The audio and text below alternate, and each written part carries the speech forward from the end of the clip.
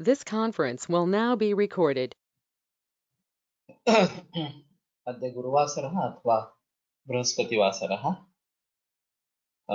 कार्तिक कृष्ण तृतीया दिनांक 3 डिसेंबर 2020 माधव निदान मधुकोष्टिका प्रथम सूत्र शंखं चक्रं जलौकान् दधतमृतकटं चारुदौर्भिश्चतुर्भिः सूक्ष्मस्वच्छातिहृद्यां शुकपरिविलसन् मौलिमं भोजनेत्रं कालाम्भोदोज्ज्वलाङ्गं कटितटविलसच्चारुपीताम्बराढ्यं वन्दे धन्वन्तरिं तं निखिलगदवनप्रौढदावाग्निलीलम् प्रौढदावाग्निलीलम् ब्रह्मणो हि समारब्धाम् आत्रेयाद्येषु पूजिताम् अस्मदाचार्यपर्यन्तां वन्दे गुरुपरम्पराम् आयुर्वेदरतं वन्दे माधवाख्यं महागुरुम् आयुर्वेदामृतं सर्वं शिष्येभ्यो यः प्रदत्तवान् द्रष्टाज्ञानी दृष्टकर्मा कृतकर्मा तथैव च अध्यापको ऋषत्श्रेष्ठो महान् संशोधकस्तथा गुणैरेतैः समुदितैः यत्कार्यं प्रतनोति सः समृद्ध्यर्थं हि कार्यस्य वयं नु प्रयतामहे सरस्वत्यै नमो यस्याः प्रसादात् पुण्यकर्मभिः बुद्धिदर्पणसङ्क्रान्तं जगदध्यक्षमीक्षते आत्रेयं प्रथमं वन्दे आयुर्वेदजगद्गुरुम् आयुर्वेदामृतं सर्वं गृहीत्वा हि सुरेश्वरात् अग्निवेशादिकेभ्यो यत् प्रयच्छत् मुनिसत्तमः प्रथमं तन्त्रकर्तारम् अग्निवेशं नमाम्यहम्।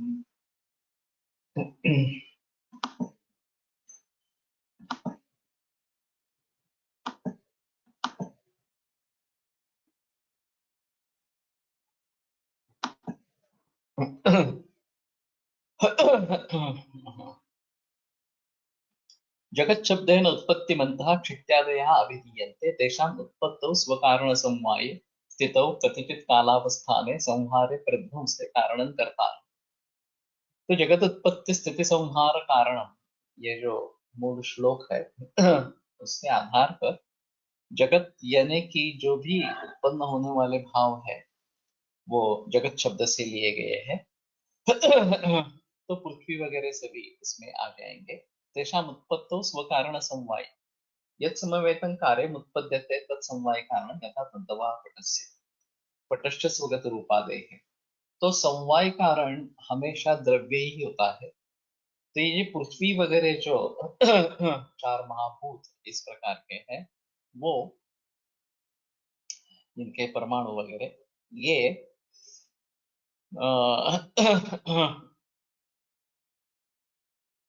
उनसे उत्पन्न होने वाले कार्य स्वरूप भाव इनका कारण शिव इस प्रकार का है।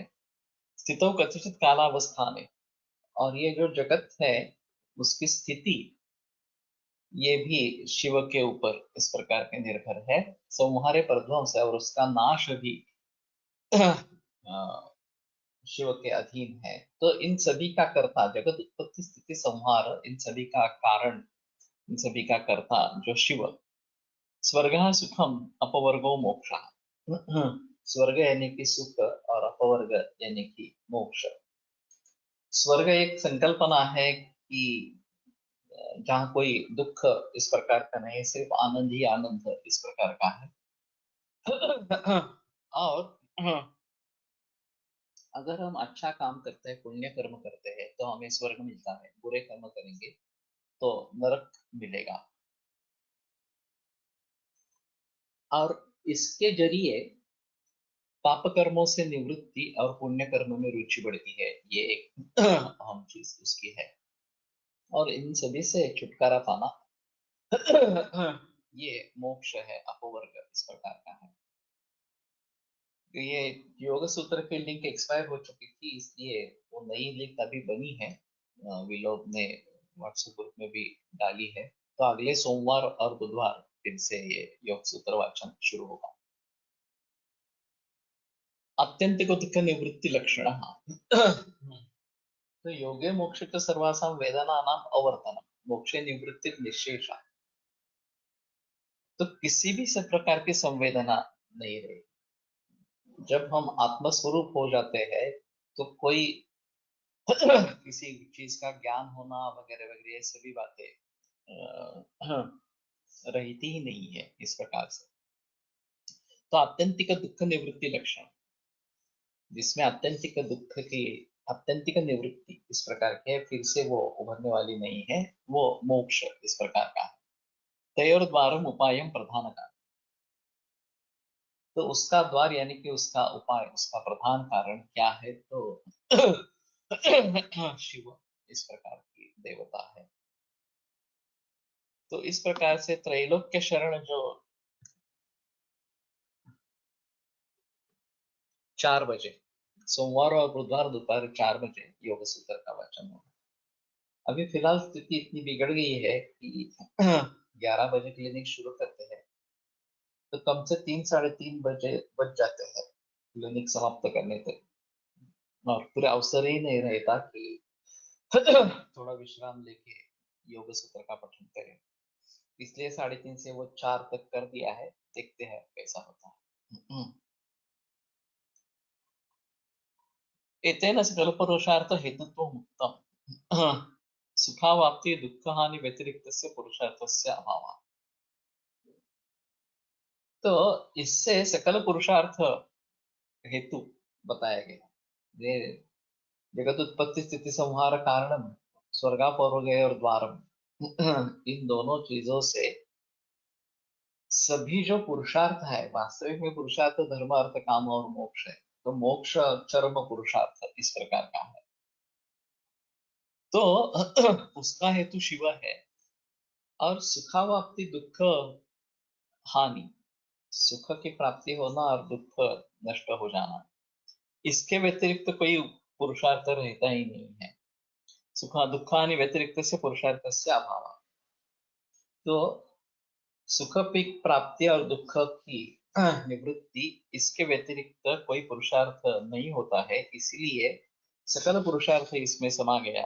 और सकल पुरुषार्थ की अगर इसमें से प्राप्ति हो जाती है तो और क्या चाहिए, हमारा जीवन इस प्रकार में सफल इस प्रकार का हो जाएगा। ये एक महत्वपूर्ण है। अतएव त्रैलोक्य शरण त्रैलोक्य रक्षता, और इसीलिए जो त्रैलोक्य शरण है त्रैलोक्य का रक्षण करता है इस प्रकार का। त्रिलोक में सभी लोग, जिसको सभी जीव जिसको शरण में, जिसके शरण में जाते हैं, न च उक्त जगत स्थिति कारणत्वेन पौनरुक्त्यम जगत शब्देन उत्पत्तिमताम एव अभिधाना। तो रक्षितार जो है, तो जगत स्थिति कारण इस प्रकार का तो बताया ही गया है, तो पौनरुक्त्य हो गया ऐसा मत बोलो। जगत शब्देन उत्पत्तिमताम एव अभिधाना, जगत शब्द से जो उत्पत्तिमान भाव है उन्हीं के बारे में जिक्र किया है। और वैसे जो जगत उत्पन्न नहीं हुआ है वह, या जगत का मूल कर्ता परमेश्वर वगैरह वगैरह जो है, उसके हिसाब से ये त्रैलोक्य शरण इस प्रकार से बताया गया होगा। वास्तव में ऐसा है कि त्रैलोक्य शरण का मतलब त्रिलोक जिसको शरण जाता है वो त्रैलोक्य शरण है। इन्हीं लोगों से जो भी जीव है वो जिसके शरण में जाते हैं वो त्रैलोक्य शरण इस प्रकार का। तो ये रक्षितार अर्थ क्यों किया मालूम नहीं। न च उक्त जगत स्थिति कारणत्वेन पौनरुक्तं जगत शब्देन उत्पत्तिमतामेव अभिधाना। अत्र तु त्रैलोक्य शब्दो भुवनत्रयवर्ती चेतन अचेतन समूहवाची लोक शब्दस्य भुवन जनयोः अभिधाय। तो त्रैलोक्य शब्द यहाँ जो है वो भुवनत्रयवर्ती चेतन अचेतन समूहवाची, तीनही भुवनों में होने वाले चेतन यानी कि जीव, सजीव और अचेतन निर्जीव, इन दोनों के समूहों का वाचक इस प्रकार का। तो ये भी सभी जो अचेतन है वो भी त्रैलोक्य शरण है। वास्तव में सेंद्रियम चेतनम द्रव्यम निरिंद्रियम अचेतन, जो भी सेंद्रिय है वो चेतन द्रव्य है, और जो निरिंद्रिय है वो अचेतन है। तो वो किसी को शरण जाए या ऐसी कोई स्थिति नहीं रहती, लेकिन हमारे हिसाब में परमात्मा तत्व सभी में है इस प्रकार से। और इसीलिए ज्ञानेश्वर भित्ति को चला सके, वो तो निर्जीव इस प्रकार की है। तो दूसरे किसी की सहायता से उसमें चैतन्य अगर आता है तो भी वो त्रैलोक्य शरण इस प्रकार का होगा, ऐसा थोड़ा सा सोचना पड़ेगा। लोक शब्द से भुवन जनयोः अभिधायकत्व। लोक ये शब्द भुवन और जन इन दोनों को दोनों अर्थों से प्रचलन में आता है।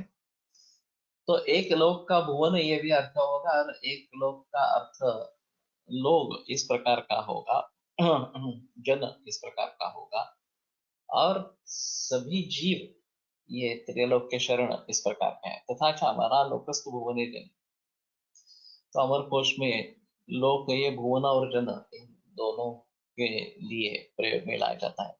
त्रैलोक्य मिति स्वार्थे श्यें चातुर्वर्ण्यवत। तो त्रिलोक शब्द से श्यें प्रत्यय जो कि तद्धित प्रत्यय है। अच्वयनिति ये एक दूसरा सूत्र है, तो ये यित है, इसमें य इत है। तो अगर ऐसा होता है तो पहले स्वर की वृद्धि होती है, तो त्रि से त्रय हो गया। वृद्धिराद ऐच, आत और ऐच ये वृद्धि है, ऐ औच, तो ऐ ये इससे उत्पन्न हुआ, तो ई से ऐ हो गया, इसलिए वो त्रैलोक्य चातुर्वर्ण्य, चतुर्वर्ण और चातुर्वर्ण्य, तो च का चा हो गया और ये वृद्धि हो गई। आज ऐसा आ ऐ औ ये वृद्धिवाचक इस प्रकार के हैं। हरादि पर्यायान् परित्यज्य शिवपद निर्देशेन ग्रंथस्य तदत्तॄणाञ्च सकल कल्याणम् अभिदर्शन शिवपदम निबद्धवान्। तो ये शिव शब्द का प्रयोग क्यों किया? या बाकी भी शंकर के पर्याय जैसे कि हर ये पर्याय है, तो उनको छोड़कर शिवपद ये निर्देश इसके लिए किया कि ग्रंथस्य अध्यतॄणांच, तो ग्रंथ और जो उनको पढ़ने वाले हैं सकल कल्याणम अभिलषण, उनके सभी कल्याण को शिवपदम निबद्धवान, इसलिए शिवपद का वहां पे निर्देश किया। शिवकारित्वेन महेश्वर से शिवपदाभिधान, वो कल्याण करने वाला है इसलिए उसको शिव ये संज्ञा है, तो उसी शब्द से यहाँ पे प्रयोग किया गया है। तो ये बढ़िया है कि ग्रंथ और वो पढ़ने वाले सभी का इसमें कल्याण इस प्रकार का हो जाए। आतंक दर्पण व्याख्या वाचस्पति वैद्यकृत, ये मैंने भी पढ़ी नहीं है यहाँ पे एक ही सूत्र में मैंने पढ़ी थी। तुलसी कुसुमम दधत तमाल प्रतिमम बल्लवी गोपाल बल्लवी गोपमाल सक्तम किमपि त्रिभवैक मूल कंदम परमानंदम अहम महस्मरामि। श्री हम्मीर नरेश्वरः समभवत् प्रौढ प्रतापानल ज्वाला जाल कराल दग्ध पवन प्राकार शुष्केन्दनः यस्य प्रौढ सभांगणेष्वपि यशस्वर्लोक कल्लोलिनी कल्लोलामलमंगना सुमनसां गायन्ति रोमाञ्चिताः प्रत्यर्थिक्षितिनाथ सार्थ वनिता वैधव्य दीक्षा गुरोः शौर्यं यस्य रणाङ्गणे सुरगणे पश्यन् सुराणां पतिः लब्ध्वा नेत्रसहस्रजं फलमलं स्मृत्वा निजाभ्यर्थितं रामं रावणघातिनं च समभूत्तुष्टो विलक्षः पुनः तस्या भवद्वैद्यवरः प्रभृतिविश्वासपात्रं विदितश्चरित्रैः प्रमोदनामा सकलप्रमोदी कलाविलासैकनिधिर्विजेन्द्रः ज्येष्ठो भवत्तस्य सुतः प्रशस्त शास्त्रार्थवेत्ता शिवसत्तचेताः रैशर्मनामा प्रथितः कलाभिर्महन् बदक्षोणिपतेः सभायाम् अन्यश्च तस्यास्य तुतः कनीयान् वाचस्पतिः सत्त्वगुणैकसङ्गः तद सहोदर प्रीततमः समस्ता यो वैद्य विद्या स्वयमद्य जीगपत् स्वयमद्य जीगपत्।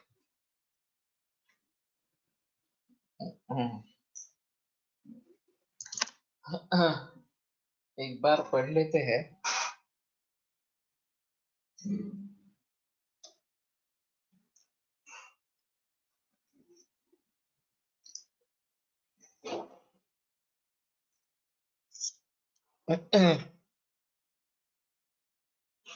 गुरुवचन विचारैश्चारु चारु चंचरित्र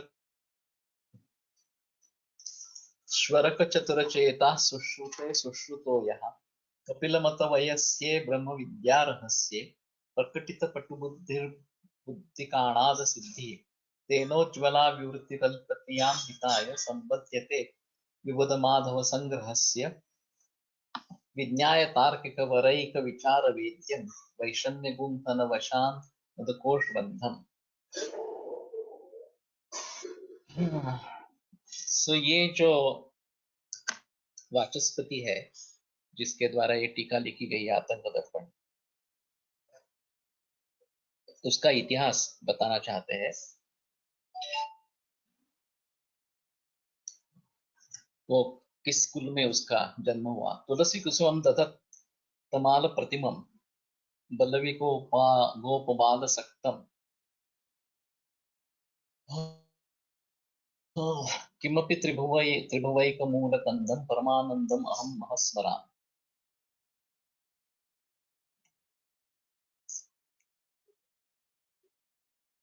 तो मह का अर्थ तेज है, परमानंदम मह अहम स्मरामि, जो परम आनंद का निधान है, परम आनंद है, इस प्रकार का तेज उसका मैं स्मरण करता हूँ। तो किमपि त्रिभुवैक मूल कंदम, तो त्रिभव तीन लोगों का निर्माण जिस एक मूल कंद से हुआ है, इस प्रकार का वो परमानंद रूप तेज, उसका मैं स्मरण करता हूँ, ऐसा है। और वो कैसा है, बल्लवी गोपबाल सक्तम।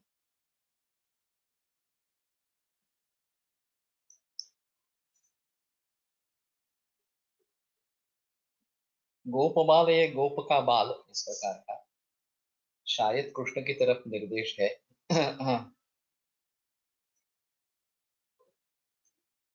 और बल्लवी तुलसी कुसुमम दधत तमाल प्रतिमम, तो तुलसी का कुसुम धारण करने वाला, तुलसी का कुसुम क्यों लिया है, तुलसी पत्र जहां तक ज्यादातर आता है, और तमाल प्रतिमम, तमाल जैसा जो दिखने वाला है, बल्लवी गोपबाल सक्तम।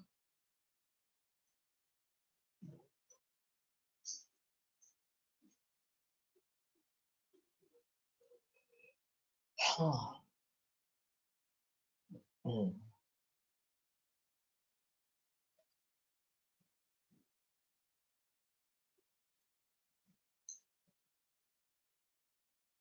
इसका अर्थ लगाना काफी मुश्किल है।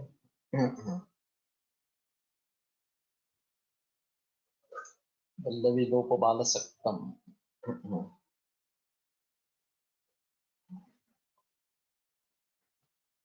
बाल का एक अर्थ केश ये भी है, और बालक ये भी होगा।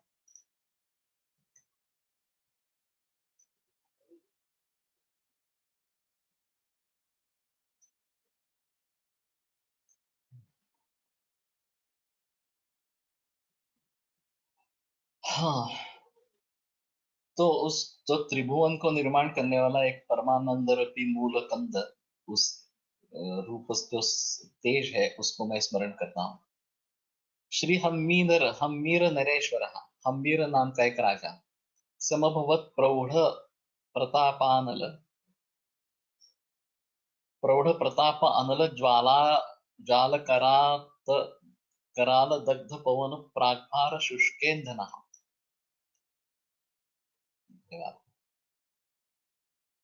सो उसके प्रताप रूपी अग्नि की ज्वाला, उसके जाल के कराल या भीषण होने के कारण दग्ध पवन प्राग्भार शुष्केंधन।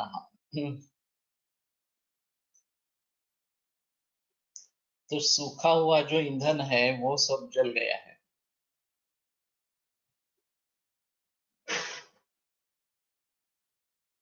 ये पवन शब्द बीच में बल्लवी म्हणजे गवळी। Okay fine. बल्लवी गोप बाल, बलवान जो गोपों को प्रिय।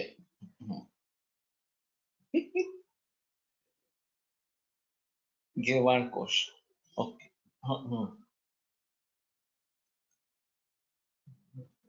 बल्लवी ये शब्द मैंने पहली बार सुना।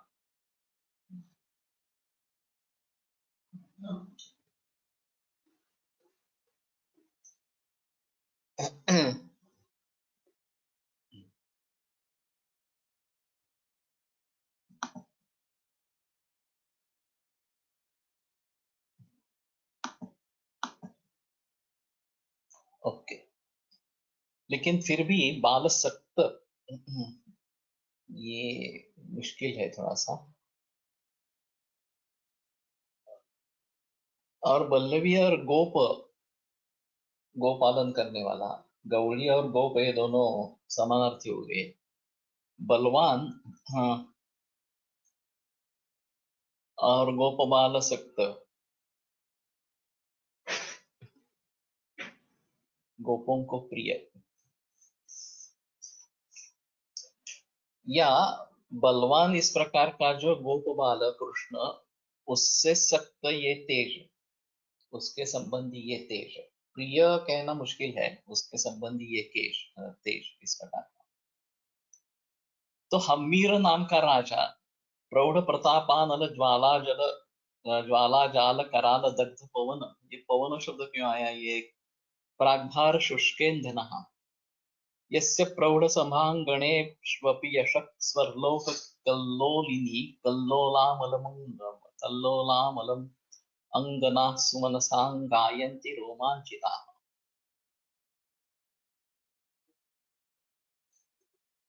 तो उसके प्रताप रूपी अग्नि की ज्वाला जाल से कराल दग्ध पवन प्राग्भार शुष्केंधन, जो शुष्क इस प्रकार का गंधन ईंधन है वो सभी शुष्क इस प्रकार का हो गया है, दग्ध हो गया है, दग्ध और शुष्क। फिर भी ये प्राग्भार और पवन, ये दो शब्दों का अर्थ लगाना काफी मुश्किल इस प्रकार का है। और उसके प्रौढ़ सभांगण में यशस्वरलोक कल्लोलिनी कल्लोलामलम।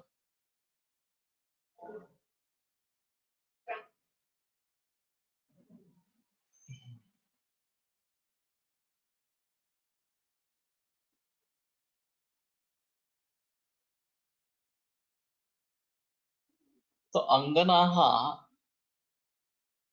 रोमांचिताः अंगनाः सुमनसां गायन्ति यशः, उसका जो यश है वो स्त्रियां गाती रहती है और गलत है, रोमांचित इस प्रकार की।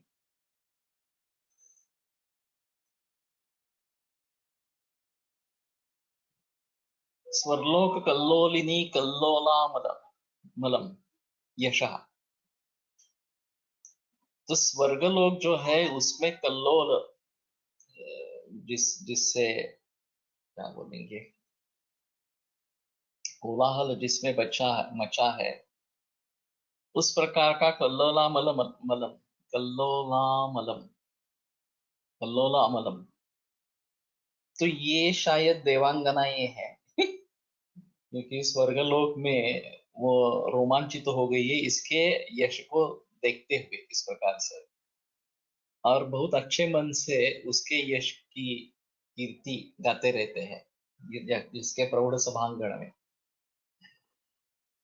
प्रत्यर्थी शिक्षितिनाथ सार्थ वनिता वैधव्य दीक्षा गुरोः शौर्यं यस्य रणाङ्गणे सुरगणे कश्यं सुराणां पति लब्ध्वा नेत्र सहस्रजं फलमलं स्मृत्वा निजाभ्यर्थितं रामं रावणघातिनं च समभूत तुष्टो विलक्षः पुनः।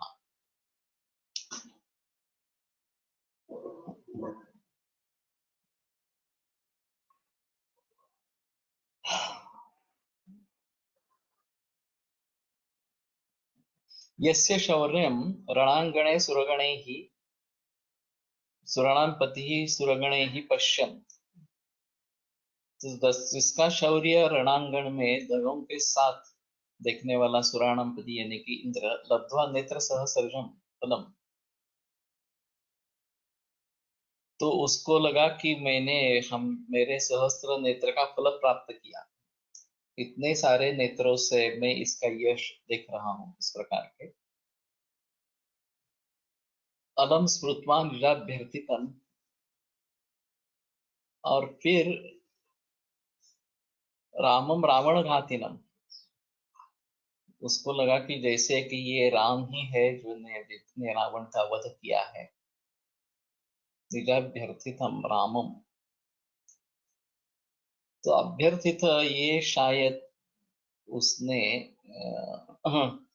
जिसकी पूजा की है राम की विष्णु की इस प्रकार से, या जिसकी प्रार्थना की है कामना की है, उसका स्मरण उसको हो जाए। समभूत तुष्टो विलक्षक पुनः, और ये बहुत संतुष्ट इस प्रकार का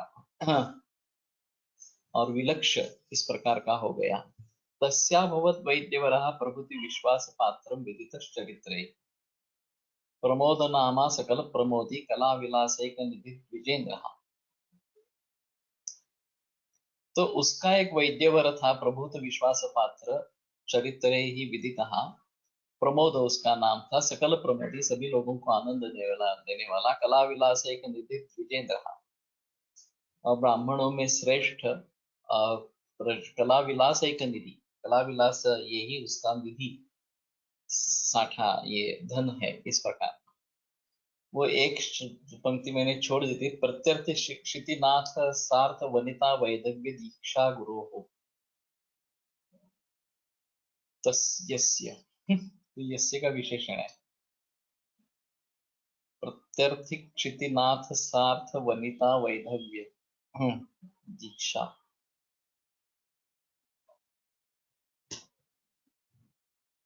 दीक्षा गुरु, ये दीक्षा देने वाला है वो दीक्षा गुरु कहलाता है।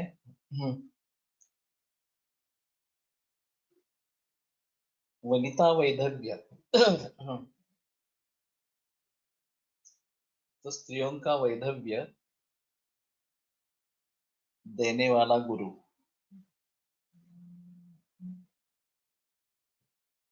क्षितिनाथ इज राजा, प्रत्यर्थी क्षितिनाथ सार्थ वनिता वैधव्य दीक्षा गुरु हो।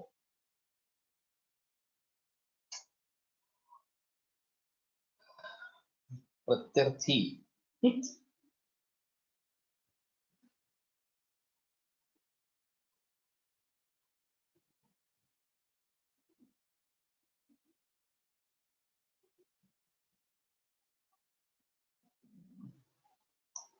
तो शायद ये थोड़ा सा ऐसा रहेगा कि उसके प्रति जो कुछ मांगने वाले अर्थी, उसके प्रति जो अर्थी क्षितिनाथ यानी कि राजा, उसकी वनिता सार्थ वनिता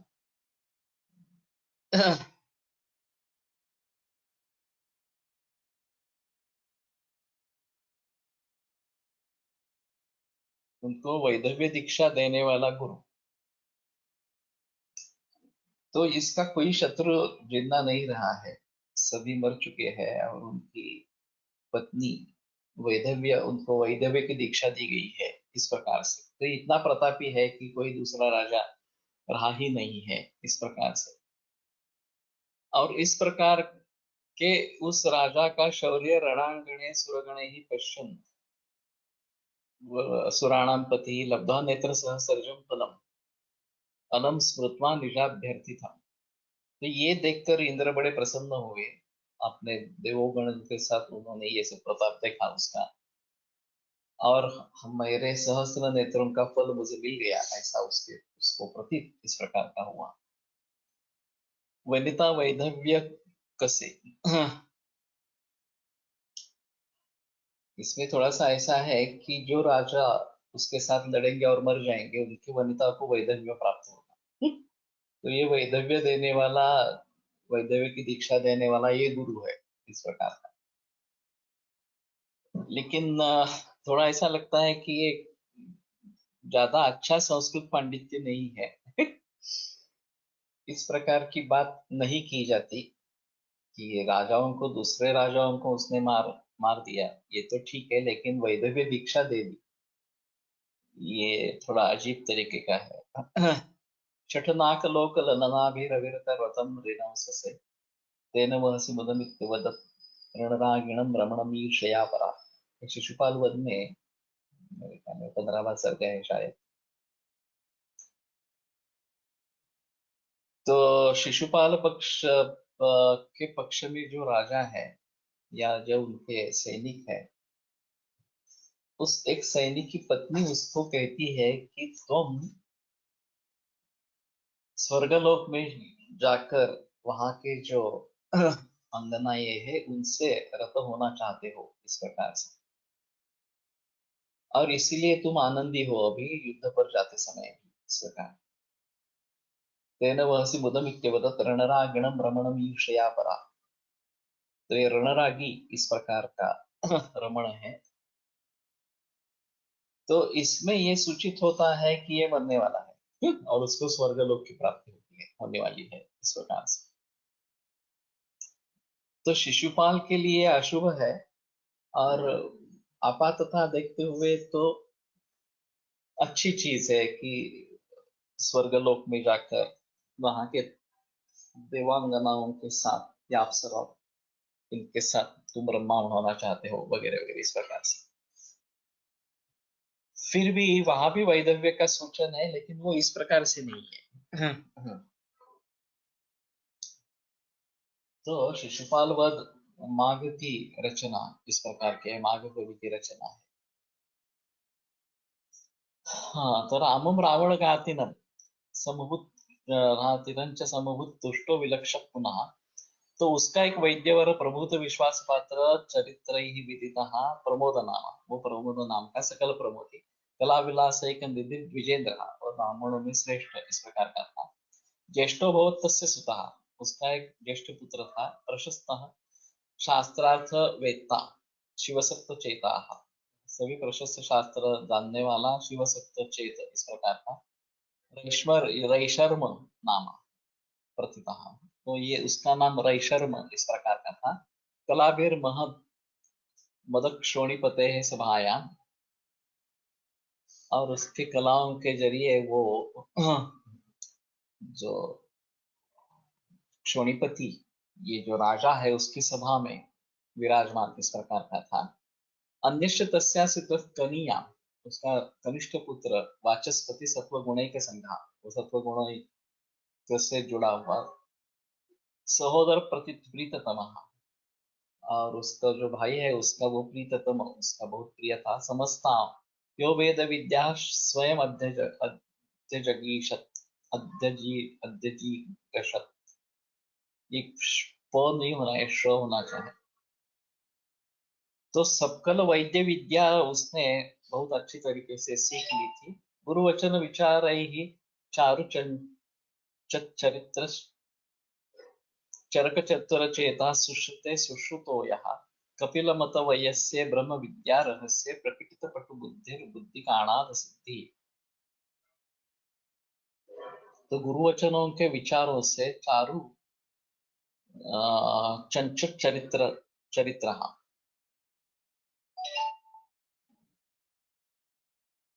चंचत, तो जिसका चारु यानी कि रमणीय इस प्रकार का चरित्र है। चरक चतुर चेता, चरक के अध्ययन के जरिए जिसका मन चतुर इस प्रकार कहा गया है, सुश्रुते सुश्रुतो यहाँ, और जिसने सुश्रुत को भली भांति सुन लिया है। कपिल मत वयस्ये ब्रह्म विद्या रहस्य।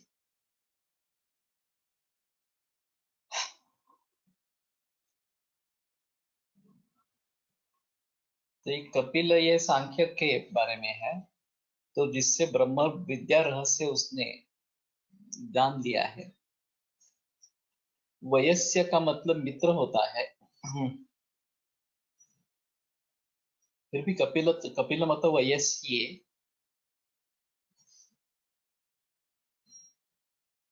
थोड़ा अर्थ लगाना मुश्किल है। प्रकटित पट्टु बुद्धि बुद्धि का अनाद सिद्धि, जिसकी पट्टु बुद्धि प्रकटित हो गई है, कुशल बुद्धि प्रकटित हुई है, इस प्रकार बुद्धि का अनाद सिद्धि, बुद्ध काणाद सिद्धि। बुद्ध और कणाद इनके जैसे सिद्धि जिसको प्राप्त है, इस प्रकार की बुद्धि प्रकटित पटु बुद्धि, वो बुद्धि प्रकटित इस प्रकार की हो गई है। तेनोज्वला विवृतिरत ध्यान हिताय संबद्धते विबुधमाध संग्रह माधव संग्रहस्य विज्ञाय तार्किक वरैक विचार वेद्यम वैषम्य गुंफन वशान मधुकोश बद्धम। ये मधुकोश टीका है। वाचस्पति की नहीं नहीं, ये मधुकोश ये माधव निदान के बारे में होगा, नहीं तो। तो अल्पदयान हिताय, जिनकी बुद्धि कम है उनके हित के लिए उज्ज्वला विवृति, उसका जो विवरण है उज्ज्वल इस प्रकार का किया गया है। संबद्धते विबुध माधव संग्रह, तो विबुध इस प्रकार का जो माधव है उसका जो ये संग्रह है, संकलन है, वो उससे संबद्ध इस प्रकार की हो जाती है। विज्ञाय तार्किक वरैक विचार वेद्य, तो तार्किक वरैक विचार वेद्य तार्किक वर, तार्किकों में श्रेष्ठ इस प्रकार का एक विचार या तार्किक एक ही विचार वेद्य, उसके द्वारा समझ में आने वाला। वैषम्य गुंफन वशान मधुकोश, और चित्र विचित्र तरीके से गुंफन उसका किया गया है, और ये मधुकोश बंध इस प्रकार का है। तो मधुकोश बंध जो है वो मधुमक्खी जब ये कोश निर्माण करती है, पोळ, मधाचं पोळ,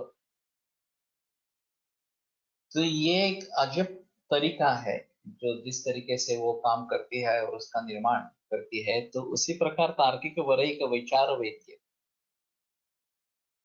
कि तार्किक श्रेष्ठ इस प्रकार के एक विचार से जानना जाने वाला इस प्रकार का ये मधुकोश बंध है। और उज्ज्वला विवृति, उसके कारण उसका विवरण बहुत स्पष्ट रूप से हो गया है। अल्प ध्यान हिताय, और जो अल्प बुद्धि वाले वैद्य हैं उनके लिए हित इस प्रकार का हो रहेगा। तत्र ग्रंथारंभे प्रारब्ध ग्रंथ परिसमाप्त्यर्थं ग्रंथ श्रोतॄणां प्रत्यो व्यूह विदासार्थं शिष्टाचार परिपालनार्थं ग्रंथकारः प्राग विशिष्ट इष्ट देवता प्रणामं निबद्धवान प्रणम्य इत्यादि। तो ग्रंथ के आरंभ में प्रारब्ध ग्रंथ परिसमाप्त्यर्थम, जो ग्रंथ शुरू करने जा रहे हैं उसकी ठीक तरीके से परिसमाप्ति हो। ग्रंथ श्रोतॄणाम प्रत्यो व्यूह विदासार्थम, और जो सुनने वाले हैं उनमें जो प्रत्यवाय इस प्रकार के जो व्यूह, उनका विदास, उनका निराकरण होने के लिए, तो उनमें कोई प्रत्यवाय बाधा ये न हो, इसलिए शिष्टाचार परिपालनार्थम, और जो शिष्टाचार है कि शुरू में इस प्रकार से मंगल करना, उसके परिपालन के लिए ग्रंथ देवता प्राग विशिष्ट इष्ट देवता प्रणाम, तो पहले विशिष्ट और इष्ट इस प्रकार का देवता का प्रणाम, उसको नमन, निबद्धवान, प्रणम्य इत्यादि। युग्मम, युग्मम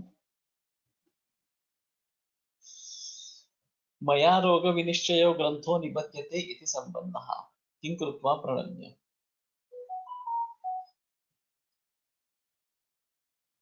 युग्मम का अर्थ नहीं समझ में आया।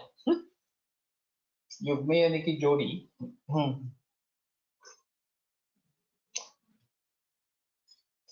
तो मया रोग विनिश्चय ग्रंथा निबध्यते, तो मैं मेरे द्वारा ये रोग विनिश्चय ग्रंथ का निबंधन हो रहा है। किं कृत्वा प्रणम्य, क्या करके, तो प्रणाम करके।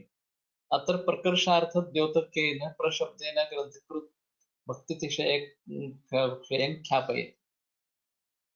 तो जैसे कि ये उपसर्ग प्र उपसर्ग लगा है, तो प्रकर्ष अर्थ द्योतक, ये प्रकर्ष अर्थ सूचित करने वाला, और ग्रंथकृत भक्तितिशय कि उसका बहुत ही, उसकी बहुत ही भक्ति है, ये दिखाने के लिए ये दिखाता है इस प्रकार।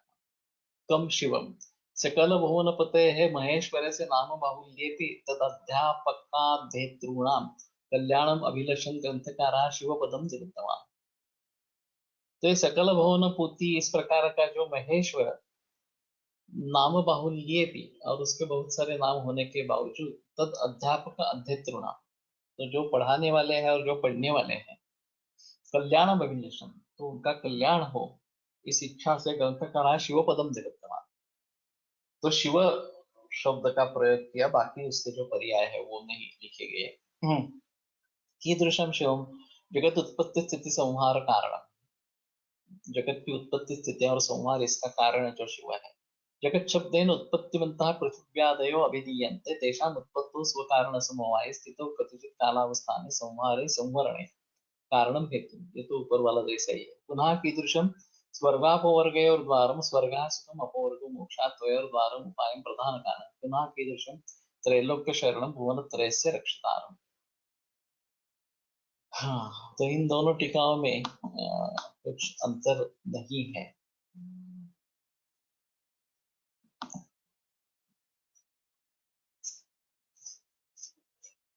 नाना मुनीनां वचनैरिदानीं समासतः सद्भिषजान् नियोगात् सोपद्रवारिष्ट निदान लिंगो निबध्यते रोग विनिश्चयोऽयम्। युग्मम का अर्थ ये दोनों श्लोक मिला के श्लोक बना, तो इसलिए युग्मम ये बताया गया होगा। सो प्रणम्य, इस प्रकार के शिव को नमन करते हुए मैं इस ग्रंथ का रोग विनिश्चय नाम के ग्रंथ का निर्माण कर रहा हूँ। किस तरीके से, तो नाना मुनि नाम वचन ही, नाना मुनियों के वचनों के द्वारा, इदानीं समासतः सद्भिषजान् नियोगात्, संक्षेप में समासतः सद्भिषजान् नियोगात्, जो अच्छे वैद्य है उनके नियोग से। तो नियोग का एक अर्थ आज्ञा भी होता है, आज्ञा भी होता है, और उनके कहने पे ये मैं कर रहा हूँ। सोपद्रव अरिष्ट निदान लिंग, तो ये रोग विनिश्चय कैसा है, तो उपद्रव अरिष्ट निदान और लिंग, इन सभी के साथ मया रोग अयम रोग विनिश्चय निबद्धते, कि मैं इस प्रकार के रोग विनिश्चय को निबंधन कर रहा हूँ, उसको लिख रहा हूँ। नाना तंत्र विहीनानां विषयाम अल्पमेधसां सुखं विज्ञातुम आतंकम अयमेव भविष्यति। तो जो नाना तंत्र विहीन इस प्रकार के वैद्य हैं, जिनके पास सभी ग्रंथ नहीं है, या है भी और उनको समझने की पात्रता नहीं है, योग्यता इस प्रकार की नहीं है, अल्पमेधस इस प्रकार के है, तो सुखम विज्ञातुम आतंकम, रोग का सुख से ज्ञान होने के लिए अयमेव भविष्यति कारणम भविष्यति, तो यही ग्रंथ रोगों के रोगों का ज्ञान बड़ी सुलभ रीति से होने के लिए कारण होगा, यही ग्रंथ होगा। अयमेव भविष्यति, यही ग्रंथ उनके रोग के ज्ञान के लिए बड़ा अच्छा साधन, सुलभ साधन इस प्रकार का बने।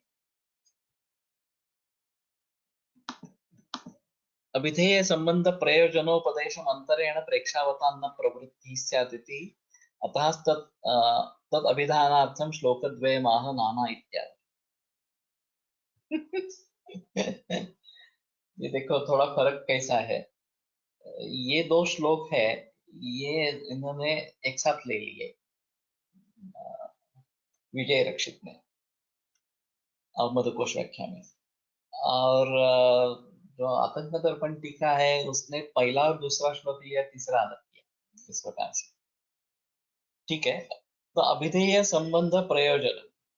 अभिधेय क्या है, वाच्य क्या है, वाच्य और वाचक ग्रंथ का और अभिधेय का संबंध क्या है और प्रयोजन क्या है, ये बताने के बगैर प्रेक्षावतान्न प्रवृत्ति, जो देखने वाले लोग हैं, जो पढ़ने वाले लोग हैं, उनकी प्रवृत्ति नहीं होगी। अतः तद अभिधानार्थम श्लोकद्वयमाह नाना। और इसलिए अभिधेय संबंध और प्रयोजन ये बताने के लिए ये दो श्लोक रचे गए हैं। रोगाणां विशेषेण वातजत्वादि साध्यासाध्यादि रूपेण निश्चयो ज्ञानं येन स रोग विनिश्चयो ग्रंथो निबध्यते अभिधीयते अस्माभिः इति शेष।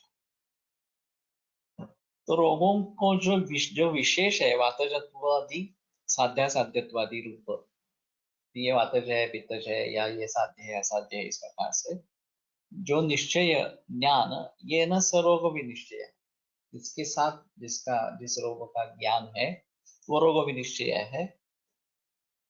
तो उस ग्रंथ का हम निर्माण करने जा रहे हैं, उसका निबंधन करने जा रहे हैं।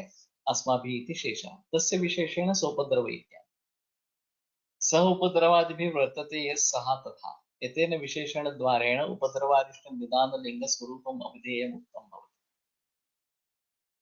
तो ये रोग विनिश्चय कैसा है, तो सोपद्रवारिष्ट निदान लिंग, उपद्रव अरिष्ट निदान और लिंग, इनके साथ ये रोग विनिश्चय इस प्रकार का है।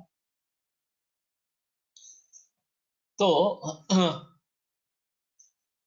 एतेन विशेषण द्वारेण उपद्रवारिष्ट निदान लिंग स्वरूपम अभिधेय मुक्तम भवति। ये इसका अभिधेय है, ये उपद्रव अरिष्ट निदान और लिंग स्वरूप ये अभिधेय हो गया रोग के बारे में। एतद व्यतिरिक्तस्य अभिधेयस्य अभावात्, उसके अतिरिक्त कोई भी अभिधेय वाच्य इस प्रकार का नहीं है। तथा सति उपद्रवादिभिः अभिधेयैः सह ग्रन्थस्य वाच्यवाचक लक्षण संबंधः अयं संबंधोऽयम् अभिहितः, संबंधो यभिहितः, मिसप्रिंट है ये,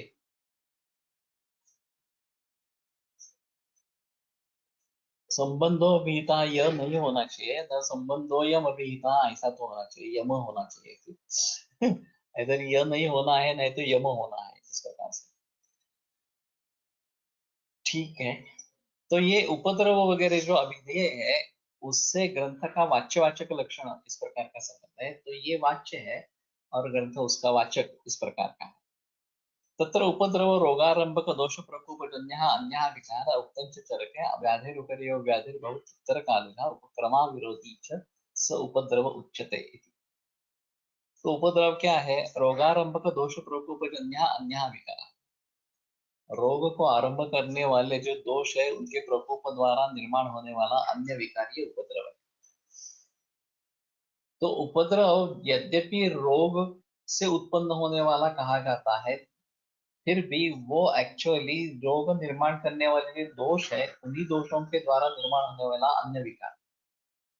रोग से सीधा दूसरा रोग निर्माण नहीं होता, उस रोग के जो मूलभूत दोष है उन दोषों के आधार पर दूसरा रोग इसमें निर्माण इस प्रकार का हो जाता है।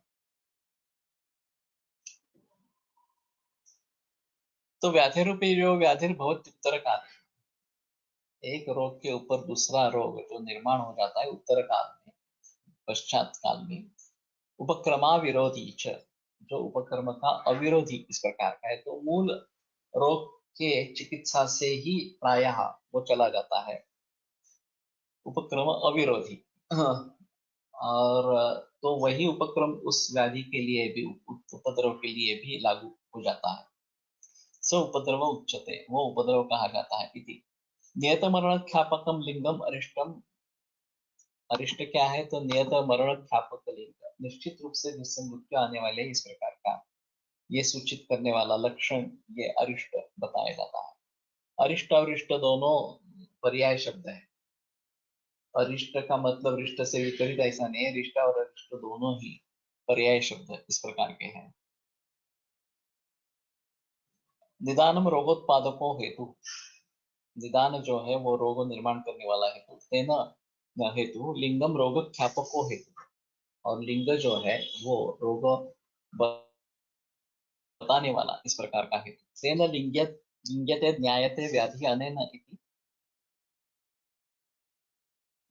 पा लिंग्यन्ते ज्ञायन्ते व्याधयः अनेन इति व्युत्पत्त्या पूर्वरूप उपशय संप्राप्त्य विधीयन्ते, ये प्रक्षिप्त है। तो जिससे ज्ञान होता है व्याधि का, वो लिंग कहलाता है। और लिंग्यन्ते ज्ञायन्ते व्याधयः अनेन, इस प्रकार के अगर व्युत्पत्ति हम मान लेंगे तो पूर्व रूप उपशय संप्राप्ति, ये सभी इसमें आ जाते हैं ये लिंग शब्द से। यद्यपि निदानमपि रोग विशेषं बोधयति, तथा अपि उत्पत्ति ज्ञप्ति हेतुत्वेन कारणद्वैविध्य प्रतिपादनार्थं तस्य पृथक् विधानम्। तो कारण भी रोग विशेष को ज्ञात कर देता है, फिर भी उत्पत्ति और ज्ञप्ति हेतु, ये उत्पत्ति का भी कारण है और ज्ञान का भी कारण है, इसलिए कारण द्वैविध्य प्रतिपादनार्थम तस्य पृथक् विधान, ये दो तरीके से कारण है ये बताने के लिए उसका अभिधान किया गया है। नहीं तो लिंग शब्द से भी निदान का ग्रहण हो जाता है, क्योंकि वो भी रोग के ज्ञान को देने वाला, रोग के ज्ञान का कारण इस प्रकार का है। लेकिन इसमें खासियत यह है कि रोग के ज्ञान का भी कारण है और रोग का भी कारण है, तो उत्पत्ति हेतु भी निदान है, इसलिए उसका पृथक अभिधान वो अलग से बताया गया। एशांच उपद्रवादीनां विस्तराभिधानम यथावसरम करिष्यते, ये उपद्रव वगैरह जो है उसका विस्तार का अभिधान, उसके विस्तार पूर्वक बताने के लिए यथावसरम करिष्यते, जब जैसे जैसे मौका मिलेगा, समय मिलेगा, वहां पे हम करेंगे। ननु रोग निदानादि तत्वम् अतिसूक्ष्मत्वेन असर्वज्ञस्य ज्ञानविषयः तत्कथं तदुपदेशे प्रेक्षावतां प्रवृत्तिरित्यतः नानामुनीनाम् इत्यादि। तो रोग निदानादि तत्व जो है अति सूक्ष्म होने के कारण जो असर्वज्ञ है, जो सभी जानने वाला नहीं है,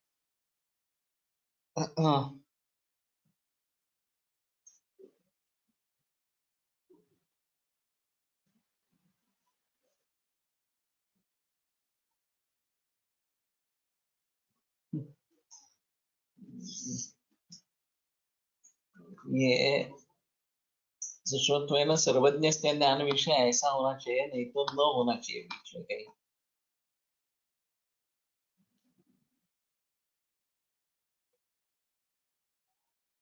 न ज्ञान विषय इति पाठः। ये असर्वज्ञस्य न ज्ञान विषयः, जो असर्वज्ञ है उसका ज्ञान का विषय नहीं है, जो आम लोग इस प्रकार के हैं। सर्वज्ञ से ज्ञान विषय ऐसा होना चाहिए, तो ये अ बीच में आ गया।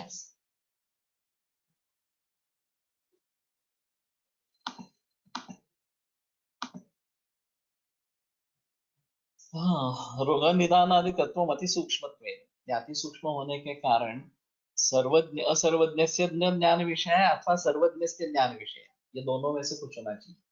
सर्वज्ञ है तो उसका ज्ञान का विषय है, असर्वज्ञ है तो उसका ज्ञान का विषय नहीं है, इस प्रकार से।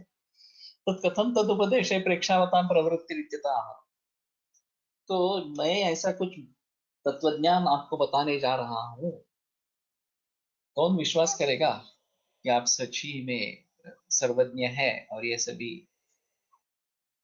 आजकल निदान का अर्थ डायग्नोसिस हो गया। अद्यते निदानं करिष्यामि, ये भी आगे आया है कि रोग विनिश्चय करोगी, डायग्नोसिस, ये इस अर्थ से भी प्राचीन काल में है।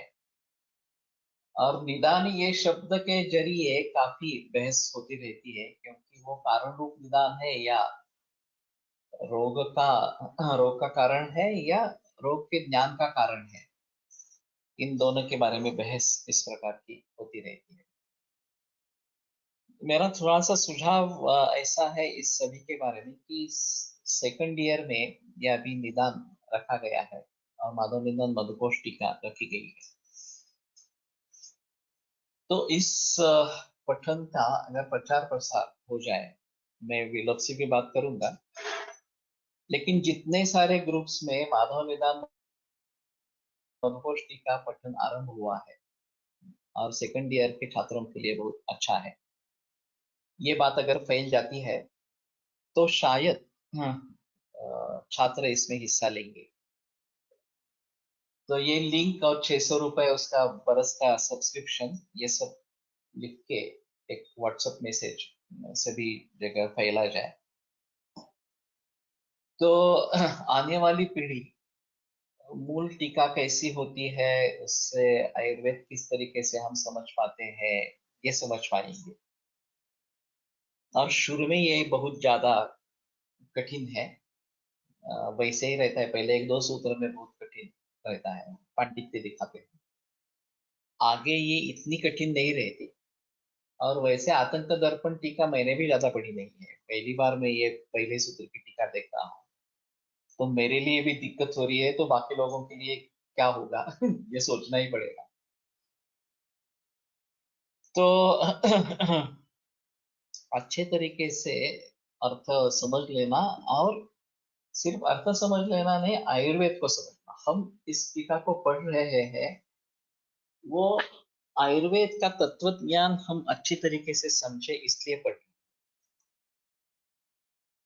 विद्यार्थी जो रहेंगे सेकंड ईयर के, वो परीक्षार्थी रहेंगे, परीक्षा के लिए तो उपयुक्त तो होगा ही, लेकिन परीक्षा से ज्यादा पूरे आयुष्य में, पूरे आयुष में, जीवन में ये उपयुक्त इस प्रकार का।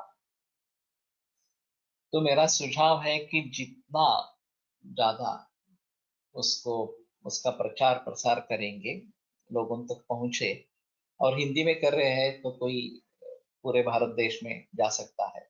हाँ, तो अपना अपना मैसेज बनाओ, नहीं तो विनोद भारती या सुश्रुत को मैं कहूंगा वो एक मैसेज करके डाल देगा इसमें। और सब्सक्रिप्शन के बारे में विनोद भारतीय से बात करनी होगी, इस प्रकार का मैसेज डाल दो, वो भी फॉरवर्ड कर सकते हैं, लेकिन उसके साथ में एक हमारी टिप्पणी होनी चाहिए, ये कैसे उपयुक्त है और क्यों इसको ज्वाइन करें। तो ये सिलेबस में होने के कारण छात्र आ सकते हैं, इसमें विद्यार्थी जन आ सकते हैं, और वो सभी के लिए फायदेमंद इस प्रकार का होगा। तो आज के दिन में ये काम करो, और सिर्फ करो इस प्रकार से नहीं, लोगों को प्रोत्साहित करो, जो सेकंड ईयर के छात्र वगैरह जो है उनको प्रोत्साहित करो कि इसमें ज्वाइन हो जाए। तो उनके लिए बहुत फायदेमंद इस प्रकार का होगा। तो ठीक है, सिलसिला कल आगे चलता रहेगा। आज यहीं पे रुकते हैं। आयुर्वेद प्रकांडो निगदित इह हि शल्यतंत्र प्रधानः शिष्येभ्यः शाश्वतोऽयं निखिल जन कृपा व्याप्त चित्तेन येन आयुर्वेदस्य वाञ्छन् पुनरपि भुवने तां च सुष्ठु प्रतिष्ठां श्रेष्ठं धन्वन्तरिं तं प्रणमति च सदा वैद्यवर्गो हि नूनम् वैद्यवर्गो हि नूनम्। विरम्यते व्याख्यानव्यापारः। श्वः पुनरपि मिलिष्यामः।